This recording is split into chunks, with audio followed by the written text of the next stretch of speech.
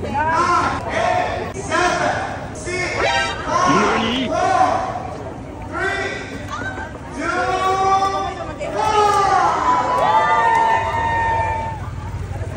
nga pala si Nilbert, not a runner, nor an athlete, pero gusto magkaroon ng maayos na kalusugan. At kasalukuyan tayong tumatakbo ngayon dahil sumali tayo ng Jagan Juan 2025. Isa siyang fun run na mayroong 5K at 10K category. Isa siya sa mga event ng San Juan Southern Leyte ngayong 165th founding anniversary ng San Juan Municipality. At ito yung first ever running event na sinalihan ko sa buong buhay ko. 3.8 kilometers. Grabe, pabalik na sila kami. Hindi pa nakakaabot ng 5. Pero bakit nga pala ako sumali nitong running event? Balik muna tayo sa nakaraan.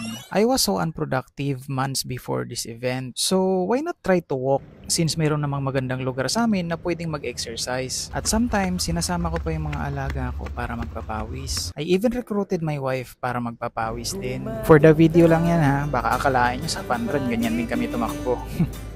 And since then, tuloy-tuloy na yung naging routine at naging banding na rin namin mag-asawa. Dumating pa sa point na nagiging isang banding na rin ng mga kaibigan namin ang running at walking. And after a month of run-walk, pero mostly walking talaga. Nagtry naman kami ng purely running lang. At yung dating 5 kilometers namin na inaabot ng isang oras, ngayon nasa 45 minutes na lang depende sa kondisyon ng katawan. Akalain mo yon sa kagustuhan lang namin mag-banding at mag-exercise ng wife ko, ay lumalakas pa kami halos every month. Pero sa ganitong pace at lakas namin ngayon, kontento na kami. Pero biglang nagkaroon ng running event sa San Juan. And I tried to run 10 kilometers para malaman ko kung anong category ba talaga yung kukuhanin ko. Kaya ngayon, nasa 10K challenge tayo. And I will try to beat my best record. Apil ba ni Pan? Pwede. Pwede ra.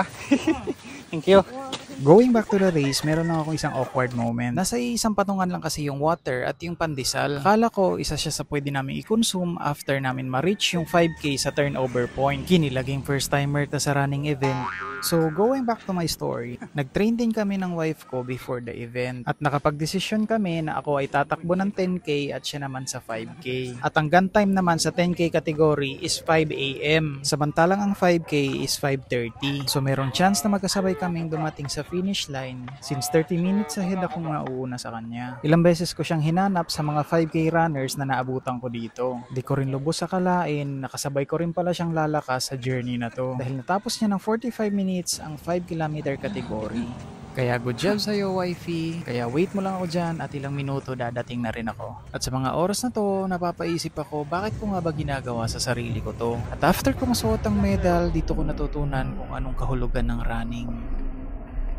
Na hindi lang pala basta tibay ng pangangatawan, kundi napakataas na disiplina sa sarili at malayang kaisipan. At higit sa lahat, ang wellness naming mag-asawa. At syempre, hindi lang basta dyan natatapos yung event. Meron pang awarding at mga raffles na magaganap. At isa rin sa business ng wife ko ang nagbahagi ng sponsorship. They will win the necklace from Miami Fine Jewelry. 10-0-6-7. Sir, congratulations. Nandun siya kayo hatag sa imong kuya. Kuya, marasa nga. 0-5 0 7